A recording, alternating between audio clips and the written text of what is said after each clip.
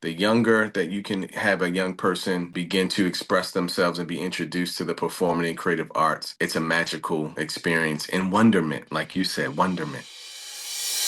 You are listening to Good is in the Details. I'm Gwendolyn Dolsky. And I'm Rudy Sallow. And this is the podcast where we learn what we didn't know in the spirit of Socrates, all with the aim of a happy life, a knowledgeable life. And this episode is an exploration, well, kind of in practice, of things that are discussed in philosophy of education. Philosophy of education asks questions about the aim, the purpose, the why, the what, all behind education methodology. There's been a lot of discussion in politics and culture about education. What is considered useful? What should you pay for? What are parents' rights? What are the teachers' rights? I mean, everywhere there's a discussion about education. So our conversation, our guest, the founder and president of Leaders of Tomorrow Youth Center, Dr. Dermell Brunson. And his PhD is in clinical counseling. And he also has a background in theology. He was a youth pastor. His practice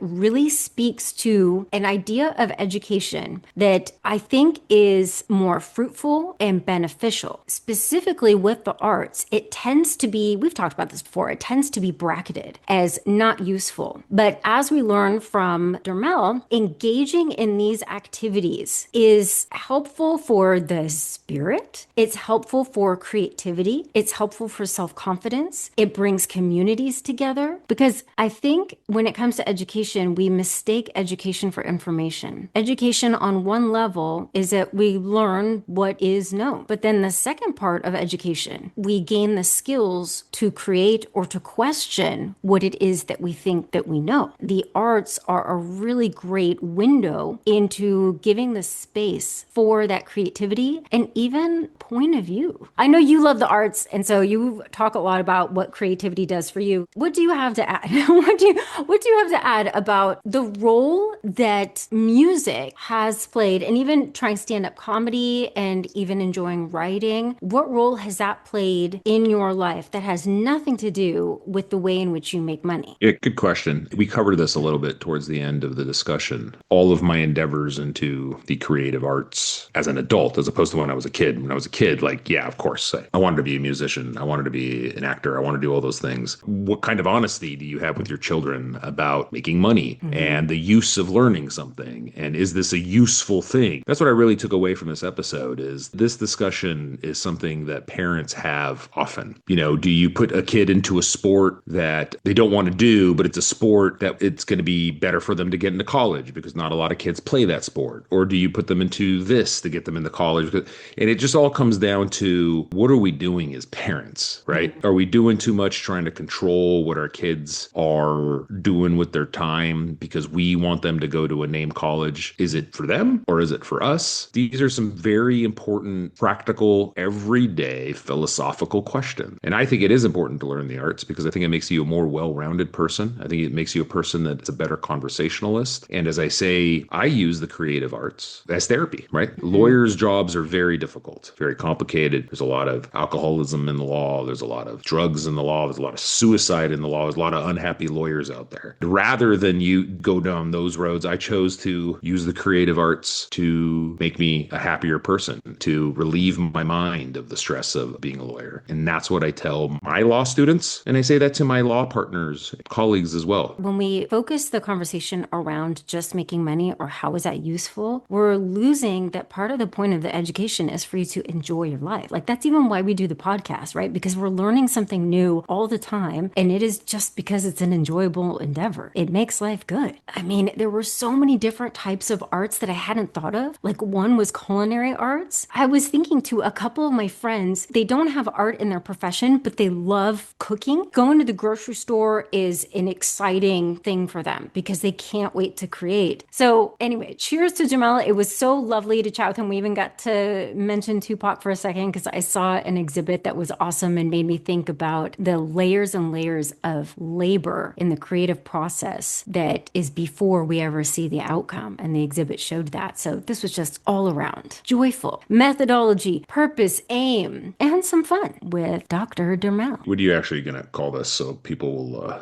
really want to listen to it? It feels so wrong to have a bland title for something about creativity. I don't know, Rudy. Let's come up with some clickbait. Let me see here. Something about making money and the arts and being well-rounded. How about this? The importance of the arts, money isn't everything. I would listen to that. Would you listen to that? I don't know how long I'd listen to that, but I would listen to that. Let's do an experiment. Money isn't everything. Okay. But we only talk about money toward the end. No. That's You're on a wrong. Friday No. afternoon. No, that's it's pervasive throughout the discussion. Okay. All right. You're right. It came through the end. I brought it down to the Business. Yeah, Lawyer Rudy. I brought the lawyerly discussion, but isn't that how we wrapped it up? You guys were having this fruitful discussion that we tied it all together. Let's talk and numbers. We said, guy, are the arts important to an individual? And we clearly said yes. Yeah, we'll do that. And you know what? I am putting a new book up for our book club. So go to patreon.com/good is in the details. And you can also get extra content. But the book, see, now I'm thinking about it because of this episode. It's a nonfiction. It reads like a novel, and it's about a very famous art thief who evaded the police. Those Louvre guys have nothing on this dude. Check out patreon.com/good is in details. Also sign up because it supports the pod and we love it. Okay, we're going to be talking, what's the title again? Damn it. You're going to have to press rewind. No. The arts, philosophy of education, the arts. No. Money isn't everything. Hold on a second. I'll repeat it slowly. The importance. Sorry. Money isn't everything. The importance of the arts in education. I love it. No, you're right. We talk about it at the end. You lie. You lie that you love it, but you're a good liar. Well, because the You just arts, admitted when that you think lied. about it, You literally, with that face, just admitted that you lied. I with just want that to point face, that thank out. God this is audio only. I mean, the thing is, though, is that the arts make a lot of money because we started thinking about all the professions. Like, what are you listening to while you work out? What Netflix show are you going to binge? Like, all of that is from art. Let's say you're going to redo your home. What kind of carpet, tiles? Like, people who understand art or all of the advertisements, there's money. But maybe that's what people aren't thinking about. Maybe they're going to think about this or learn what they didn't know so that when our fellow Gen Xers, their kids say, hey, I want to be an artist, they're not going to freak out because they listened to this episode, as they should. I think if you actually use this dialogue that we just had with each other, people are going to think that you and I got high and then started to record this intro. Just putting that out there. We're not high. We're both overworked and stressed. Yeah, perimenopause. That's my excuse for everything. That's my go-to. Yeah, my wife uses that a lot. I don't have the benefit of that, but I don't know. You're just a hard working. Menopause. Menopause. I got some menopause. I have menopause. There you go. All right, everyone's gonna love this. Okay, let's talk to Dr. Dermell. I'm really excited to talk about your work in the arts and with the youth, especially right now. There's kind of like this cultural pressure, it seems like, to only study what is useful. The arts get pushed to the side, and that the presupposition is that somehow the arts are tangential to a good life or to a useful life or to community. Since this is your business, since this is your work, how do you view education and how do you view the arts? Where does that fit in? And how would you counter that narrative of usefulness? Wow. I mean, I know that's that's a a great lot. that's a great question. I mean, education, of course, we know is definitely crucial for any person's development. And in our country, having young people to have quality education, whether it be public, private, Montessori, homeschooling, whatever the tract is, it is very much a crucial part of development, not only academically, but social, interpersonal skill building, being involved with other folks,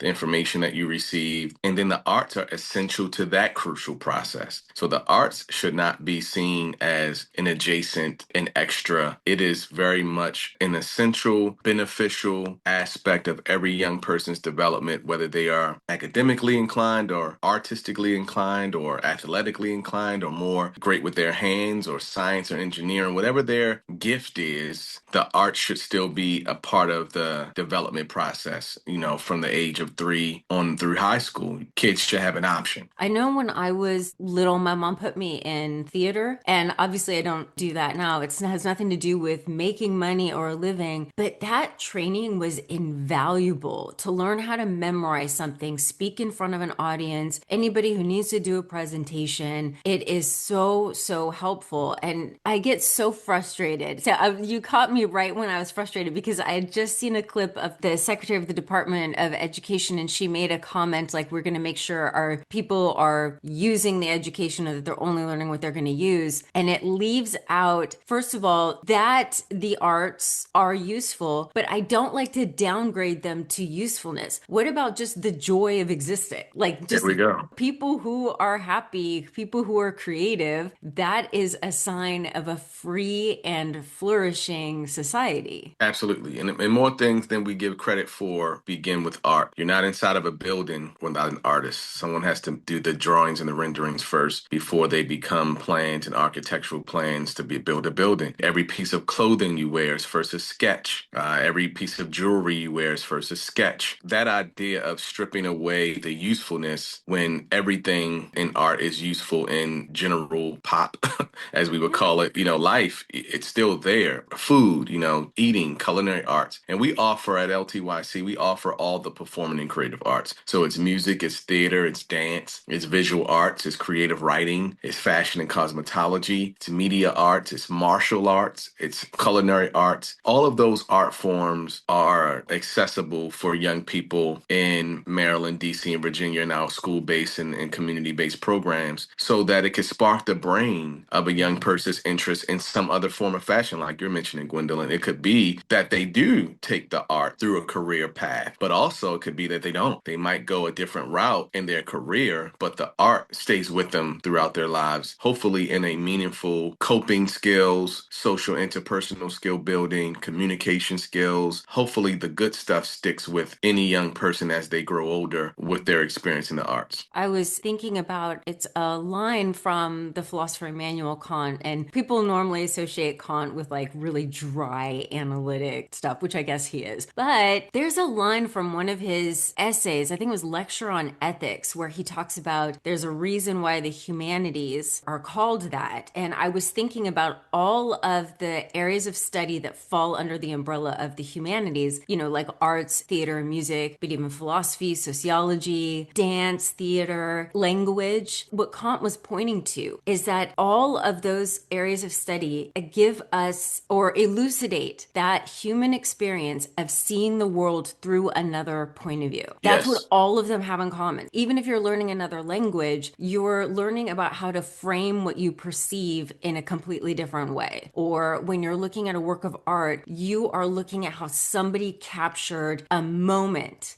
and they put it out there, and that's what makes it so amazing. Or music, there's always a context, or even world religions of how people celebrate and understand the world. That's what you're doing when you're studying that. Yes. When you're exposed to the arts, especially as a young person, it broadens your worldview, but it also broadens your view of self, your own self evolution, your own process, your own environment, your awareness of your emotions, your thoughts, the people around you, how you impact those people, how those people impact you. It's very tough to be inside of an artistic expression and programming, especially if you're getting it daily, Yeah. then for you to evolve outside of that awareness zone, right? We're all better when we're in the awareness zone, right? When we know what we bring to the table, type of relationships that keep us energized, what are healthy relationships and with boundaries and those types of things to be involved in. And the arts promote that type of healing, that type of self-awareness that's powerful in and of itself. Well, I'm always interested when people have a slightly different fields of study in their background. So I'm wondering, how did your work in theology, does that inform your work that you're doing now with education and arts and the youth overlap? Is it connected? There was overlap for me because a lot of my arts experience in music started in the church in Baltimore. And so that was really where, outside of school and community, those are the three domains where the arts were, I was,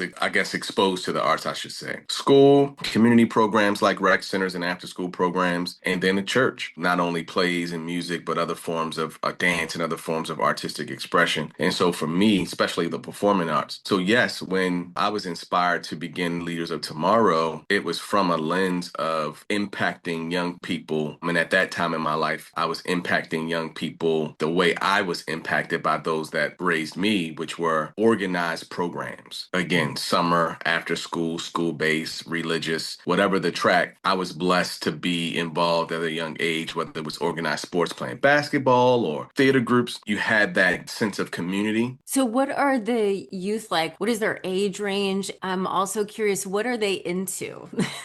When you're presenting them the arts, what do they gravitate to, or is there anything in particular? Or Well, is the there first, anything, do you see anything different from when you were younger? Like sure. what's the same and what's different? Well, the major difference, of course, now is technology. It's no way to get around that. The technological aspect of seeing things on your phone and being able to create through your phone or tablet or laptop, that is bar none the major difference. And the social interpersonal skill abilities because of the technology. We went through a drop in the country, of course, between 2020 and 2022 with COVID in terms of young people getting that contact, that face-to-face, eye-to-eye contact. That's also something that's different. The similarities are that people are people no matter where you are on this planet. And so those experiences and the hurts and pains, the joy, the laughter, hunger, all the things that individuals we all express and feel comes out in the young person's art. First of all, we have a great team of arts educators, arts instructors that we've always been blessed and fortunate to have on our team that we've hired in Baltimore and in DC and the surrounding areas. And so I always want to acknowledge that our team has always been the best folks, the best teaching artists, the best arts educators that operate as freelance educators in the community. A lot of them are arts practitioners in some sort. The work begins really with those folks having direct contact with the young people. For us, we're serving every age 3 through 19. Early is your early learning, preschool, daycare, child care experience on through your teen years. We're noticing that there is always an excitement around the performing arts, but the expressive arts as well. When you think of creative writing, culinary arts has been a big winner recently. Really? Yeah, young people love to have that experience with cooking, creating through the power of food, learning how to read labels and look at what vitamins and minerals or fats are in foods has also been a journey for young people. We've seen over the last 5 years an increase in programs being asked for culinary arts. And so that's been a Wow. joy to watch as well. Well, now I'm kind of curious because I'm such a book nerd.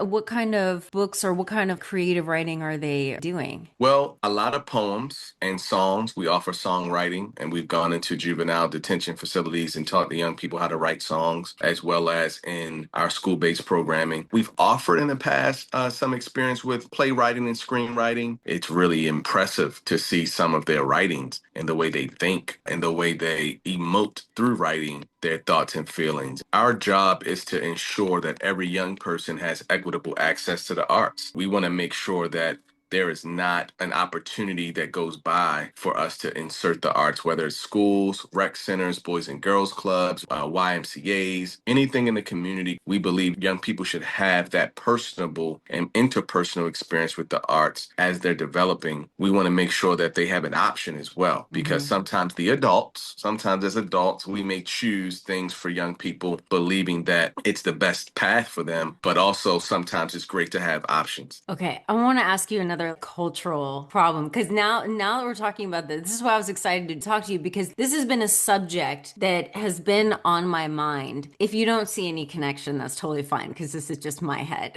working through these ideas.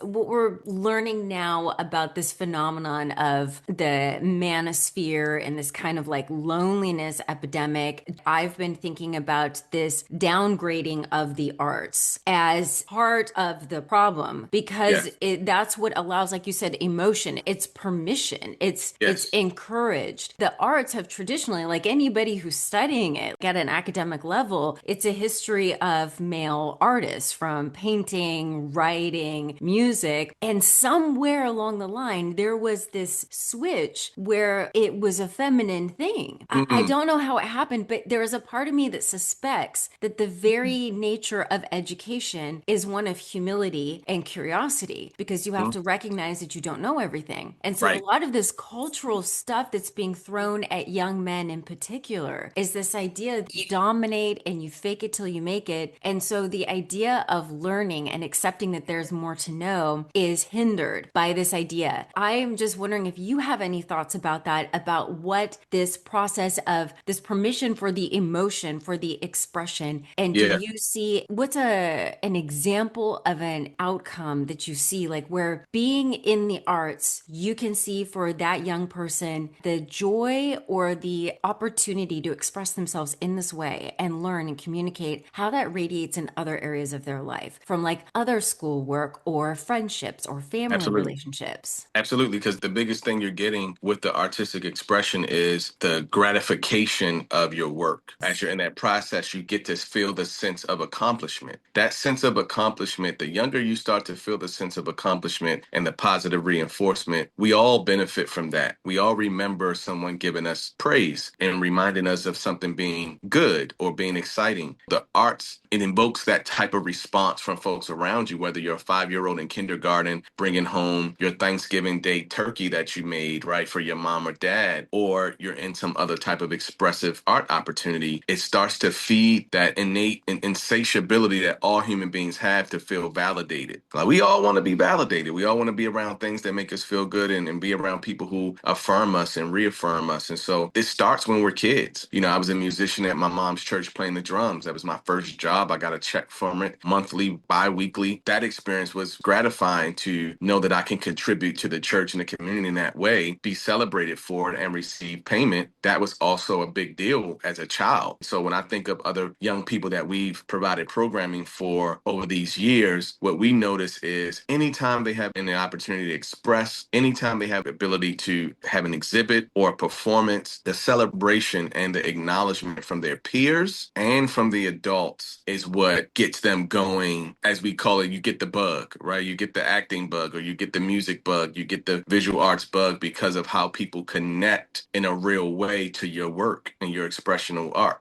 Does anything stand out to you of when somebody presented something they're working on and you thought, whoa? I know I've had those Yeah, moments in the classroom where there have been students every once in a while when I'm looking at them and I realize I'm grateful. I'm in the presence of somebody who is sure. extraordinary. And Yeah.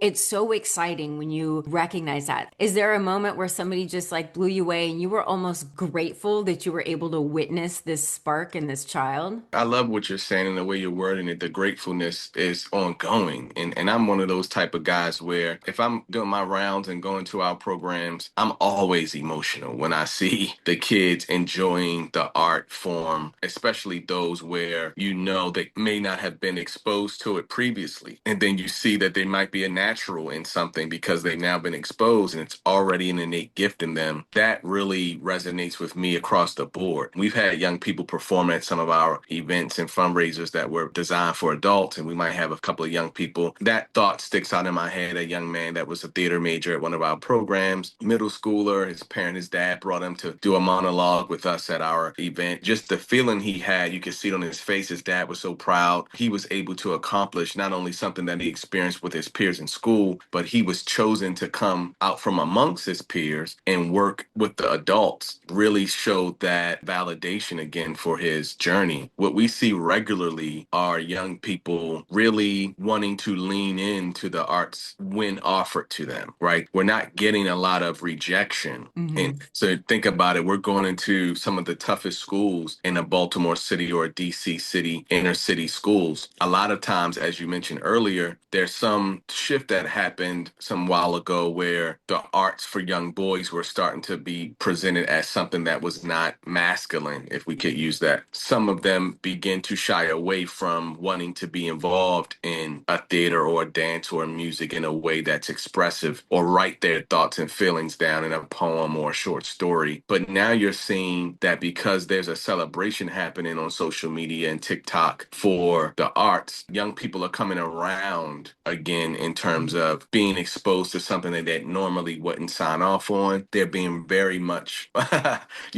excited now to express themselves that way. It's incredible. I wonder with the social media or just the way media works right now is that we see all the images of a kind of glamour or success or money and then forget the amount of work that it takes. I've been thinking for a long time that social media has made us switch the priority of character with the priority of image and treating them as though they're the same thing. I was actually telling my students this, it was maybe 3 years ago. There was an exhibit for Tupac that was traveling around and it was in downtown LA. It was called Wake Me When I'm Free. You walk through this thing and you see the history of his mom and the work that she did. And then there are walls. And I mean, we're talking walls and walls and walls where they took out pages of his notebooks and just Hmm. put them all over the walls. There were also lists of people he wanted to get in touch with. There were screenplay ideas. There were poems. The reason why I would tell my students this is because that was such an eye opener to the amount of work and dedication it took for him to be the success. Because a lot of Yes, those papers, those were the things that never saw the light of day. Those weren't the sure, ones that made him famous.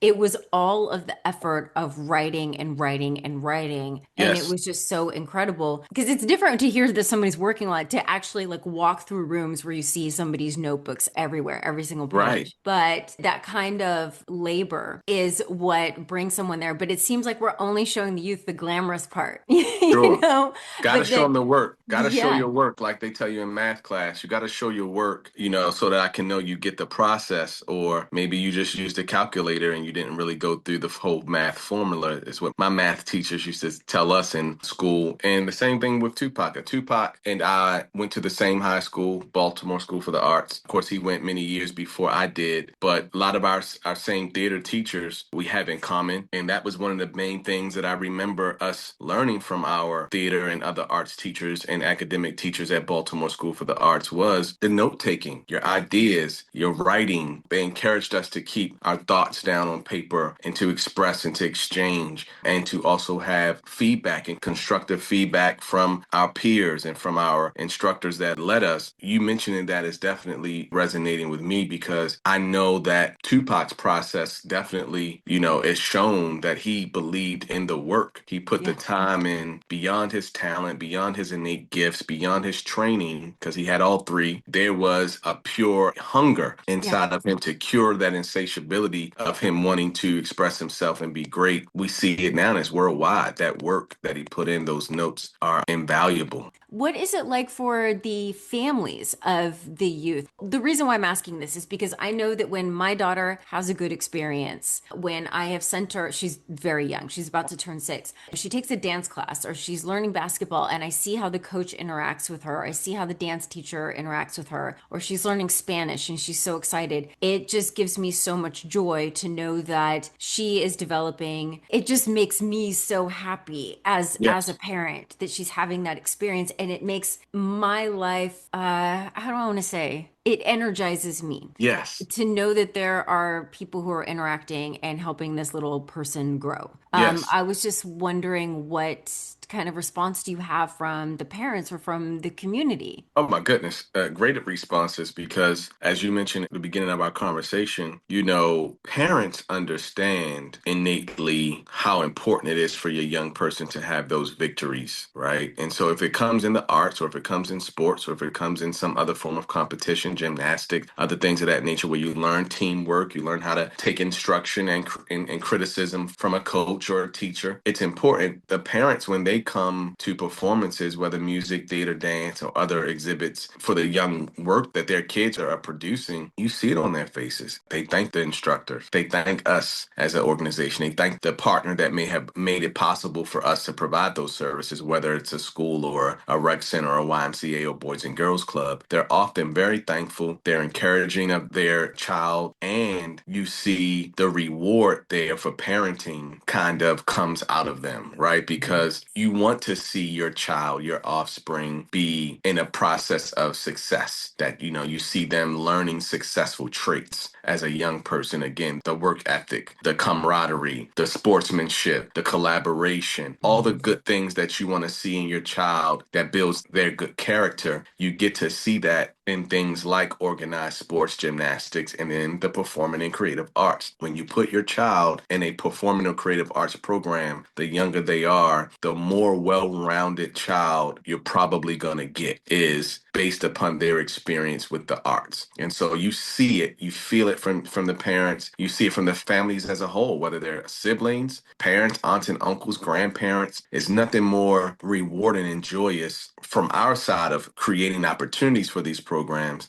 than to see a family come out to support their young person and cheering them on, celebrating them and high-fiving them and hugging them for them following the path of their artistic expression is beautiful. Yeah. They say that philosophy is like a childlike wonder. I was thinking about after a really long day of work for me, like I've been busy reading, grading, emailing, taking care of things, and then I pick up my daughter and I'm out of ideas, and I'm very, very tired. And Right. so one of the experiences that I've had is that, for example, she'll take a dance class. And like I said, I'm tired at the end of the day. I don't have any ideas. I'm not quite sure what I'm going to do, what's going to be for dinner. I ask her to show me the dances she learned and will she teach it to me. And Yeah. so that means that evening, because of that art, it's also Yes. filling my life with joy because she's showing me all the moves. And it's kind of silly and ridiculous the way it's all playing out. But she and I are connecting as a Yes. result of that. And I'm letting her just reiterate what she learned. And so it's bringing joy to my life, even though I'm not the one Yes. in the dance class. And it also brings the childlike wonder too. For me, it Yes. reconnects me because I don't know, what do you think? Are children like naturally artists that they Absolutely. like All they're of them, in my natural? opinion. Yeah, like Neil deGrasse Tyson says that children are natural scientists, which I think Yep. is also true. Yes. But do you think that we maybe as adults lose that? And then when our children get involved with it, we remember that, yeah, you can mix colors, you can have shapes in odd ways, you can do things in strange ways. And Yes. that is part of the joy.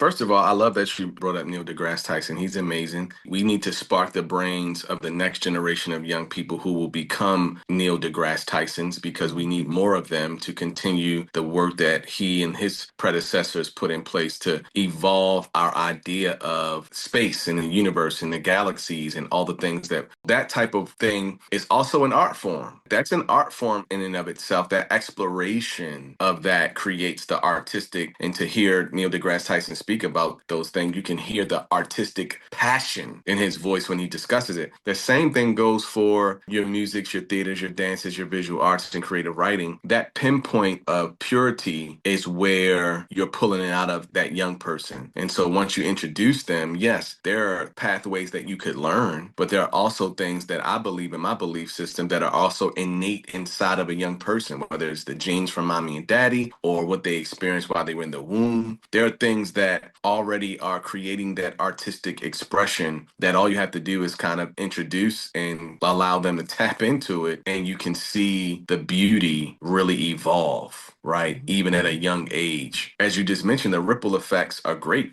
That relationship building opportunity when your child is coming home and wants to do that dance move that she learned in dance class at home with mommy while mommy's preparing din din. That's a blessing. That's a special experience for you and for your daughter. There are many young people that are doing that with all of the different arts, whether it's singing or dancing or theater or something that's, they're creating visual art opportunities through painting and drawing and photography, culinary arts. You want to share it with your loved ones. You want to share it with the people that you care about. And that ripple effect is spirit. It's a spiritual connection that brings us all together when we have that art form being expressed by others. Yeah. It's also then I'll look over and I'll be like, hey, Dada, it's your turn. And then he and I have a laugh. Like it's just good all around. And I Yes. even from the sciences from Neil deGrasse Tyson to the arts that maybe for so many of us, what is required for success in the type of science that Neil deGrasse Tyson is in, and same thing with the arts, is that you have to question the rules that are in front of you. Sure. Question all of the norms because essentially the type of science that he's doing and arts is rearranging those assumptions or seeing if things can go in a different way or if you can make something new. But as we get older, we're told to conform. No, this is the way you're supposed to dress. This is the way your hair is supposed to be. This is the best music. This is Mm-hmm. the way you're supposed to paint. These are the best books. Your sentences need to be constructed this way. We start to get used to the boundaries, but then the children come along and they remind us that those boundaries are man-made. They're not required. And so Right. I think that's why you get to feel like a kid again. It's not an immaturity. It's a Mm-hmm. wonderment. It's a Yep. curiosity. I love wonderment. That's it. I love wonderment. We have to cultivate the wonderment. You have to cultivate the ability for that free expression. Again, true creativity and true freedom exists with inside structure. The structure is important, especially when it's a part of an educational experience. So we understand that. But yes, we want to also teach as a part of that educational experience. You want to push the boundaries as it relates to what that art form could look like, should look like, would look like. Leave all of that out of it and flow in a way that's meaningful and connects to your inner wonderment. I love that you use that word because what drives me still to find programmatic and partnership opportunities for young people to experience the arts in the way that we provide it is the joy of that wonderment within inside of a young person, that it could lead to greater things. My field in philosophy is existentialism, and I always describe it as it's the jazz of philosophy. Because I say, in the same way where analytic philosophy, everything was just so structured and organized, and then the existentialists come along and they're saying, nope,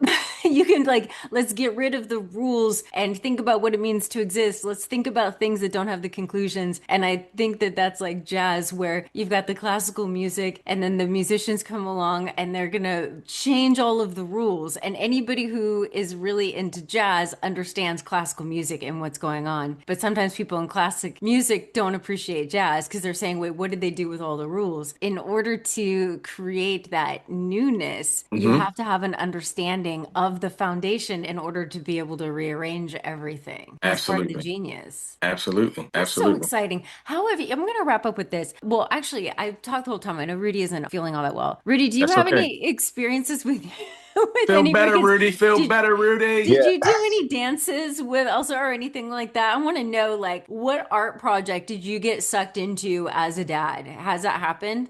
Yeah, I mean, I usually have to serve as a judge because there's dance contests or magic shows or shows and stuff. And yeah, I mean, I certainly get pulled into things, but not begrudgingly. I mean, I find it very fun, very entertaining, very connecting. I try to promote the arts in my kids. I mean, Gwen, I just started my son in acting classes because Oh, he kept talking about how he wants to be an actor and he wants to do this stuff. It's interesting where you guys were talking about Tupac and about all that work that he did at the Baltimore School of Arts, which, I didn't really know about, but I'm glad that you guys focused on the work because that's what I'm trying to teach my son about. You don't just get up there and do things. You have to put in the work. And I'm starting to train them that even art takes work. Mhm. It yeah. takes seriously. It's weird, it's interesting when you think about it. Everybody understands you got to go to school to be a doctor. Everybody understands you got to go to school to be an engineer. Everybody knows you got to go to school to be a lawyer. Everybody knows you do some training, but for some reason for art, kids with it's this balance of this childlike wonder. They are naturally artists and they see things that we don't see and they can draw things that we don't see. Yet there is this kind of idea of, oh, well, you could just do this. No, it takes a lot of work and you need to train. And the great artists went to great schools and there's art schools. And that's what I'm trying to instill in my kids. If you're serious about something, you need to learn about it. And I'm hopeful that that doesn't take away the joy of it. I'm really hopeful that the work will actually lead to more joy. And when they see how hard it is, they'll appreciate it. And the next time, they see a bad TV show or a bad movie or a bad performance, they'll realize, well, that still took a lot of work to do, or that the notion that I've learned in my own creative endeavors is no matter how bad a movie is, every movie is a miracle because because there's the financing aspect of it. There's a whole bunch of things that needed to go right for that bad movie to be made, and Yep. respect it, right? Like respect the work, no matter how quote unquote bad you think it is. And I'm trying to instill that in my children. It's so funny. Right before this phone call, I was talking with one of my partners about advice that we give to younger lawyers, advice that we give to younger people. And we were chatting about this whole thing of certainly, it's hard to say this because I'm not trying to derail the conversation, but just trying to tie this to literally, I hung up the phone and then joined on to this one where we were talking about don't try to get a job in your passion. Try to find a job that you're interested in and that keeps you interested, because passion should be something that could be kind of separate and can be therapeutic, but it's not necessarily always going to pay the bills or all that other type of stuff. So there's like this weird balance of what do we tell our children about, Hmm.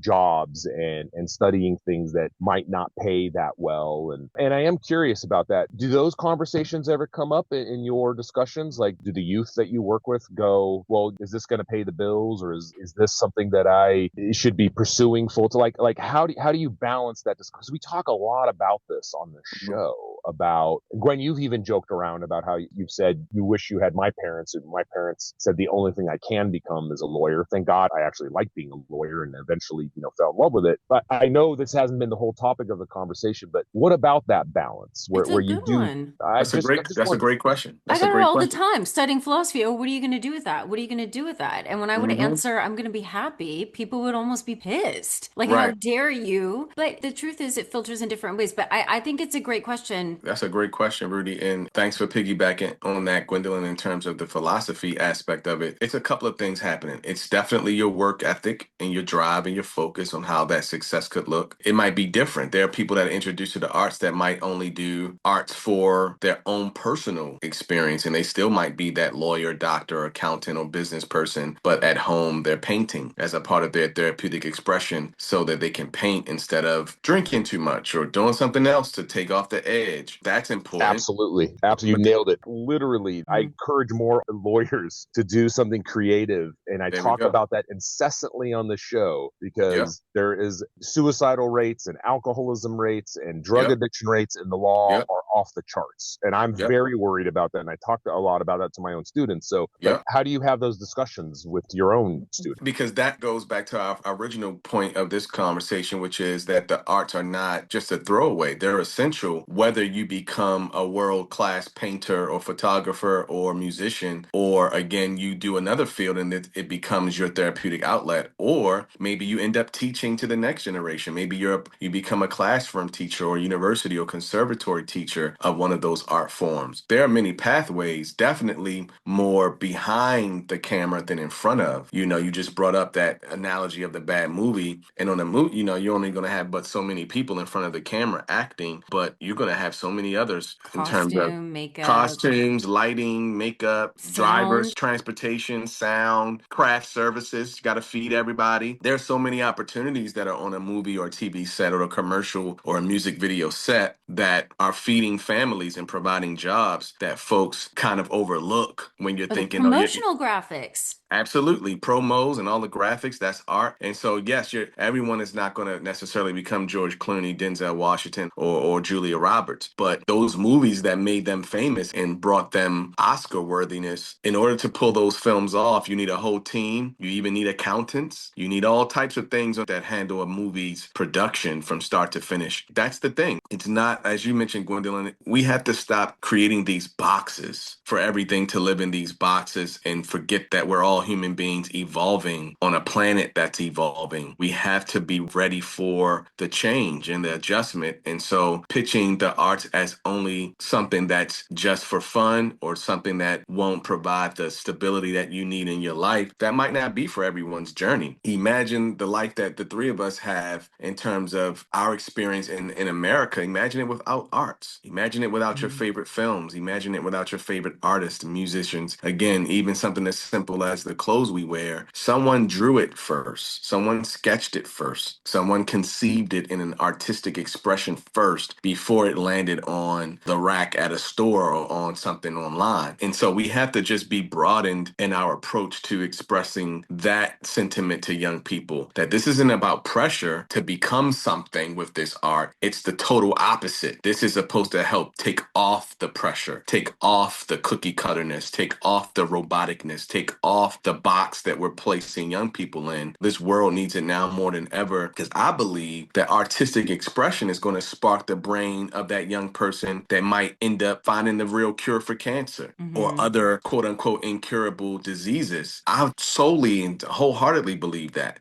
young person that experiences dance or music or visual art or writing at a young age may end up being the medical health professional, the scientific health professional that figures out how to eradicate Alzheimer's, dementia, and Parkinson's. We have to keep arts flowing through young people, because it's not just about them being on stage and winning a Tony or a Grammy. It's also about what other things are inside of them that become evolved from their experience in the arts as young people. It would be like a professional athlete, like let's say a professional basketball player, and then you found out that every Sunday they did yoga. You wouldn't say, what does that have to do with basketball? That's nothing to do with it. You would, that's part of the training of being a good athlete. And I try to tell my students that, because especially with philosophy, you know, a lot of my students, it's a GE class, and I say, this is yoga for the brain. It's not distracting you, it's exercising a different part of your brain so that you can be more thoughtful in these other areas. Yes. And one of the greatest of all time, as I know we're closing out here, you brought up basketball, on a lot of people's list is Kareem Abdul-Jabbar. Yes. And in the height of his prime of his basketball career, he was into martial arts. He acted as well, but he was into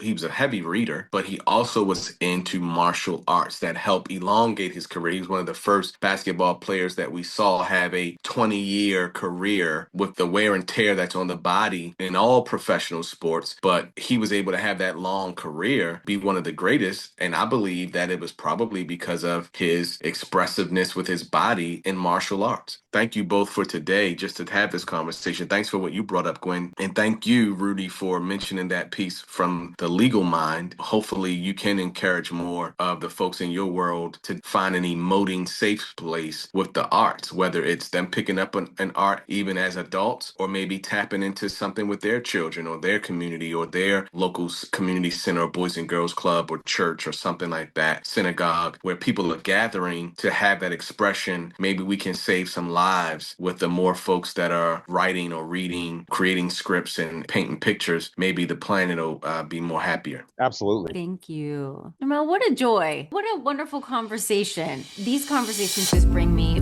so much joy. I love them. Likewise. Thank you.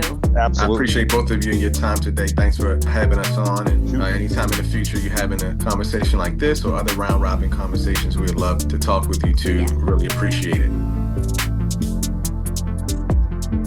Good is in the Details is produced by Dr. Gwendolyn and Rudy Sala. Be sure to check out our Patreon for extra content. And I'll also put a link to our new book, Interview with Intention. If you fancy starting your own podcast, this is a great book for you of how do you navigate those interviews? How do you get the best questions and the best answers from your guests? Don't forget to rate and review our podcast on either Spotify or Apple. It really, really helps us with the algorithm, and we appreciate it so much. If you enjoyed this episode or any other episode, take a screenshot and tag us on Instagram at goodisinthedetailspod. You can also get in touch, goodisinthedetailspod@gmail.com, or our website, goodisinthedetails.com. Okay, until next time.